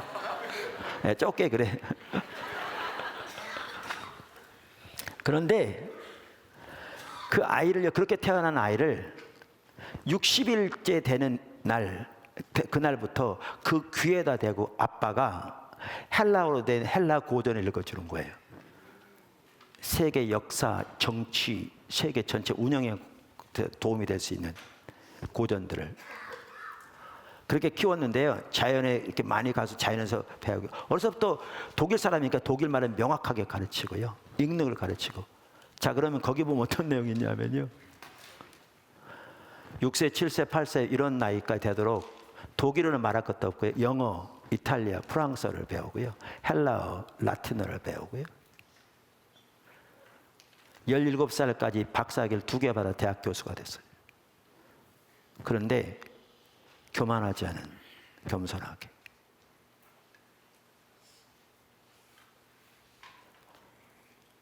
그러니까 많은 사람들이 칼비테 주니어가 천재였다 그러니까 하는 말이 그 말이에요. 전응하였다고. 근데 전응하라기보다는 미숙하여 태어난 건 분명한 것 같아요. 근데 그 당시에 그 유명한 교육학자가 페스탈로치였더라고요. 이 사실 칼비테의 영향을 받은 게 몬테소리 교육부터 시작해서 후의 교육에 지대한 영향을 미쳤거든요, 이게.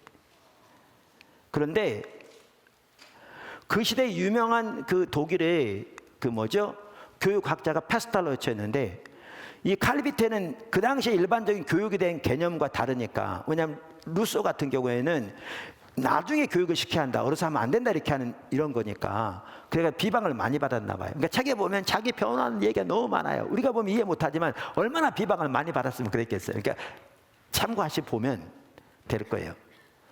그런데 패스톨러치는 그 소중함을 인정해주면 책을 쓰라고 그러는 거예요. 그 방법을. 그래서 책을 쓰여진 게 칼비테 교육법입니다. 그런데 그 책이 나오자마자 사라졌어요. 아마 반대하는 사람도 없었는지 어떤지 모르지만. 근데 어떻게 그렇게 알려지게 됐냐면요, 최근에 들어와서 하버드 한 교수가 그 책을 보고 자녀들을 그렇게 교육했는데, 그 자녀들이 그렇게 70대에 하버드 대학을 들어가고 아이들이 바뀐 겁니다. 둘 다. 놀랍게 교육적이면. 그랬더니 다른 하버드 교수가 요 말을 듣고 고대로서 그 아이가 그렇게 바뀐 겁니다. 그래서 그 책이 알려지기 시작하면서 일본과 중국의 영재교육의 교과서처럼 확 퍼져버린 겁니다. 근데 칼 밑에가 아니라도 이게 인식의 차이 같더라고요. 지금도 유럽에서는요, 뭐 여러 나라 말 쓰는 사람이 수시 옆에 있으니까 어려서부터 여러 개 나라 말을 배우는 것은 당연한 것으로 인식될 만큼 돼요. 그러니까 우리가 유럽 사람들과 머리가 안 좋은 게 아닙니다. 우리 대한민국이요, IQ로 세계 두 번째입니다. 어떤 조사에는 홍콩 1위라고, 어떤 조사에는 대만 1위라고 그러는데 두 번 다 한국이 2위입니다. 세계 모든 민족 중에. 유럽 사람들보다 절대 안 떨어집니다. 인식의 차이 같아요. 뿐만 아니라 고전 언어만 하더라도요, 칼 밑에 어려서부터 고전 언어를 했고요. 아까는 저커버그 고등학교 때부터 다 고전 언어를 배워서 읽었습니다. 뿐만 아니라 여러분 요한웨슬리 아십니까? 요한웨슬리뿐만 아니라 그 당시에 있었던 조지 히필드 같은 경우에 이들 시대는요, 고등학교 때 이미 헬라어, 라틴어 다 하고 대학을 들어갔습니다. 학생들 다 그랬겠습니다. 여러분 그때 18세기보다 우리 지금 젊은이들이 못할 게 뭐가 있습니까? 인식의 차이인 거지. 그래서 어려서부터 영어를 가르칠 뿐만 아니라 어느 시점이 되어지면 라틴어를 가르치려고 그럽니다. 왜냐하면 영어와 라틴어는 아주 유사하기 때문에 영어의 많은 단어가 라틴어에서 어근이 나옵니다. 저는 대학 1학년 때 라틴어 배웠습니다. 대학교에서, 미국에서. 지금 다 잊어먹었지만. 그뿐만 아니라 헬라어를 가르치려고 합니다.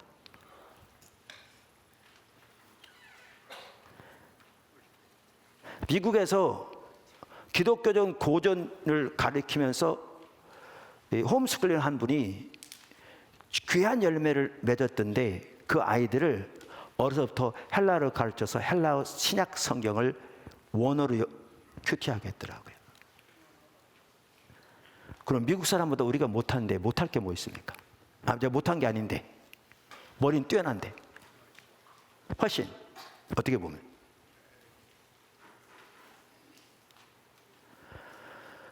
그러면서 저 개인적으로도 이제 내가 오랫동안 안 썼는데, 헬라어 성경 다시 꺼내가지고 헬라어 성경 가지고 큐티하려고 그럽니다.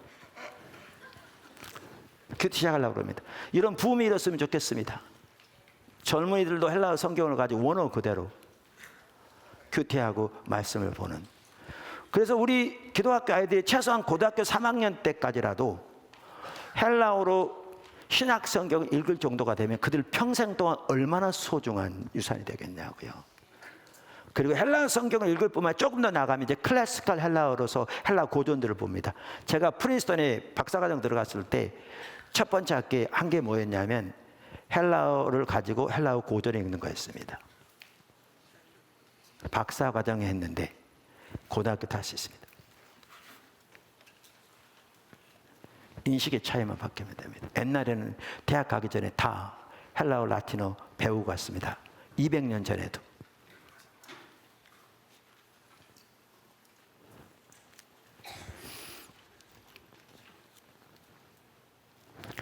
자, 이렇게 언어를 가르칠 뿐만 아니라 심지어 수학, 과학 면에서 일부는 고전을 활용하려고 합니다. 왜? 깊이 연구하기 위해서. 그래서 아까 말한 이지성 씨만 하도 이렇게 말하거든요. 학교 교육이 바뀌어야 한다고 그러면서 지금처럼 수학, 과학 공식을 외우고 문제풀이에 몰두하는 식의 교육은 국가 미래를 위해 마감해야 한다. 대신 인문학에 기초한 수학, 과학 교육을 해야 한다. 예를 들어 아이들에게 좌표 평면을 가르치기 전에 좌표 평면을 창업한 데카르트의 인문학을 가르쳐야 한다. 그리고 데카르트의 관점에서 좌표 평면의 개념을 생각하고 이해하게끔 해야 한다. 물론 이 모든 과정은 아이들의 수준에 맞게 이루어져야 한다. 과학도 제가 수학 얘기가 나와서 그런데 저 대학원을 미국에서 했다고 그랬잖아요. 80년대. 지금은 바뀌었을지 모르지만 크게 안 바뀌었을 겁니다. 그 당시에요. 한국에서 이민을 오면 우리 아이들 오면 제가 있을 때는 조기 유학이 거의 없었습니다. 제가 나온 뒤로 보니까 조기 유학이 붐이 일어서 많이 왔었는데 제가 있었을 때는 거의 없었습니다. 그럼 이민을 오면 우리 아이들이 미국 학교로 가잖아요. 그럼 여기서 중학교 3학년만 돼서 수학을 제대로 배우면요. 고등학교 3학년까지 수학은 A입니다. 올A. 자, 왜냐하면 우리나라 수학 수준이 높기 때문에 중학교 3학년만 제대로 배우면 고등학교 3학년 때까지 수학 문제 전혀 문제 없습니다. 올해입니다. 여기 지금 미국에서 저기 유명한 대학에서 박사학위 받으시고 이공적으로 지금 계시는 분 계신데 그분도 아마 증명해 줄 겁니다. 그런데 문제가 뭔지 아세요? 대학에 들어가면 수학으로 박사학위 받은 사람이 한국 사람 거의 없습니다. 어떤 한 사람만 하더라도 취도했다가 안 되니까 오랜 시간 지났는데 전공 바꿨습니다. 왜 안 된 줄 아십니까? 외웠기 때문에요.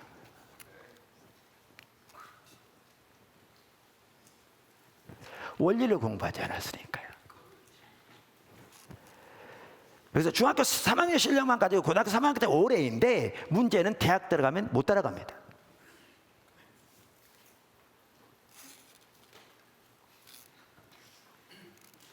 원리를 배워야죠. 그래서 아까 과학에서도 일부 다 그거 만나는 게 아니라 일부 고전이 쓰일 수 있습니다. 아까 제가 읽어드렸잖아요. 공부하는 그것에 대해서 말하면서 연구를 많이 했다고 그러면서 과학을 이렇게 마스터한다고 해서 그게 뭐였습니까? 여기 보면 과학은 탈레스, 데모크라티스, 아르키메데스, 갈릴레이, 케플러, 멘델, 맥스웰 등등 이거요. 그들의 고전 책을 가지고 배울 수 있습니다. 우리가 과학, 수학을 다 고전으로 공부한다는 아닌데 같이 활용할 수 있다는 겁니다. 뭘 하기 위해서? 그 원리를 올바로 이해하기 위해서.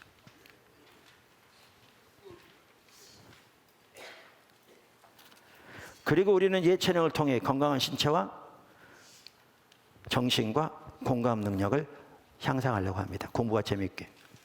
자, 네 번째. 미래를 이끌어갈 영동적인 리더를 양성하는 생활교육 교육. 우리는 리더를 양성하려고 합니다. 그런데 리더를 양성하려고 그런다고 그러니까 모든 그 분야에 머리를 양성하려고 한다. 그 말은 아닙니다. 여기에 리더를 이해하려면 헨리 블랙카비 목사님 쓴 영적 리더십에 대한 그 이해를 올바로 이해하는 게 중요합니다. 여기서 써놨듯이 우리가 말한 영적 리더는 단순히 교회 조직의 리더를 말하는 것이 아니라 하나님의 방법으로 사람과 조직을 이끄는 리더를 통칭하는 말입니다. 다시 말하면 우리가 있는 자리에서 하나님의 아젠다, 하나님의 목적을 보고 자신이 온 사람으로 달려갈 뿐만 아니라 다른 사람을 그들로 인도하는 사람. 이게 일터의 핵심입니다. 그게 다니엘이었고 그게 요셉이었고 그 시대만 하더라도 그게 느헤미야였고 그들은 다 전문적인 종교인이 아니었습니다. 그들은 다 관료들이었습니다. 관료들이었습니다. 그래서 이와 같이 우리는 그들을 리더로 키우기 원합니다. 영적 리더로. 하나님의 목적을 위해 사는 영적 리더로. 뿐만 아니라 리더로 키우되 우리 사회의 각 분야와 세계에서 영적 리더가 되기 원하는 겁니다. 처음에 글로벌 리더 그랬는데 글로벌만 나와서 그게 아니고요. 우리 사회의 각 영역과 열방에서 영적 리더가 되기를 바라고요. 모든 학생이 하나님이 주신 달란트와 역량대로 영적 리더가 되도록 양성하는 교육입니다. 레벨은 다를 수 있고 그들이 하는 일은 다를 수 있을지 모르지만 그들이 있는 자리에서 하나님 주신 달란트와 역량과 기름 부음대로 영적 리더로 살아갈 수 있는 그 시대 일꾼들을 키우려고 합니다. 마지막으로 모든 학생들이 재능과 역량에 따라 배우는 생물교육 교육인데요. 각 개인의 진로, 달란트, 역량에 따라 배울 수 있도록 맞춤형 교육을 하려고 하죠. 이게 뭐를 통해 가능했냐면요. 플립 러닝을 하는데 조별로 하려고 합니다. 이걸 통해 그게 가능합니다. 이걸 통해 가능하려고 합니다. 지금 우리 새물교 기도학교 아이 중에는 춤을 전문적으로 치는 아이가 있습니다. 그 아이는 앞으로의 인생을 춤을 위해 살기 원하는 거죠. 귀한 일입니다. 귀한 일이죠. 우리 지금 다음 세대 하나님께서 세워가시면서 티미션, 그러면 다음 세대일수록 중요한 게 문화사역 선교, 문화 선교 아카데미인데 이런 부분들 아주 중요한 부분들이 되어질 수 있습니다. 이제 마무리합니다. 주일 설교 시간에 이런 부분을 다룬다는 것은 일반적으로 낯섭니다. 근데 우리는 주일 설교 시간에도 이렇게 특강을 할 때가 많이 있습니다. 종종 있습니다. 근데 특별히 오늘 교육적이면은 새물교 기도학교의 교육 목표나 방향, 이게 교회에 당연히 깊은 연관이 있을 뿐만 아니라 이게 다음 세대 교육과도 관련이 있고, 특별히 아까 말씀드린 대로 하나님께서 우리 가운데 지금 하고 계신 일과 밀접하게 관련이 있습니다. 그래서 저는 이렇게 생각합니다.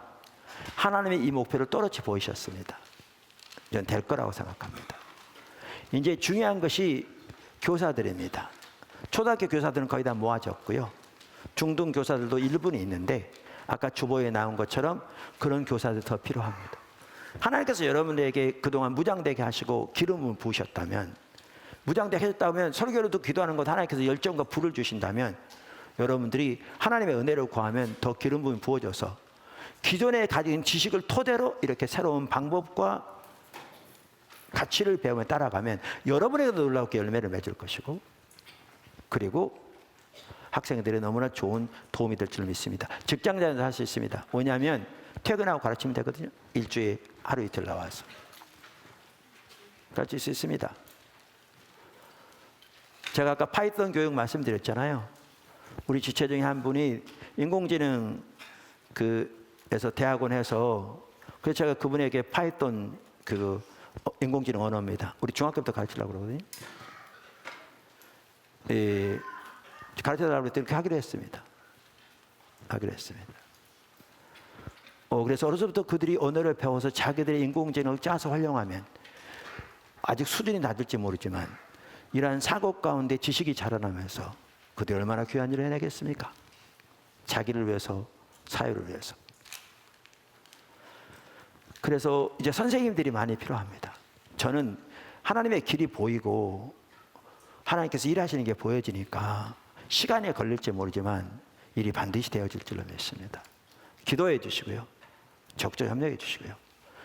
더 적극적으로 많이 동참해 주시고요. 뿐만 아니라 하나님의 교회 가운데 해하고 계신 일을 보고 우리가 좀 더 영적인 리더들로서 진취적인 자세를 가지고 이 시대를, 우리 오는 세대 하나님께 인도하기 위해서 우리가 다 같이 힘을 모았으면 좋겠습니다. 수동적인 자세에서 벗어나서 정말 진취적인 자세를 가지고 그렇게 주님의 인도하심에 따라갈 수 있기를 주님을 축원합니다. 기도하겠습니다.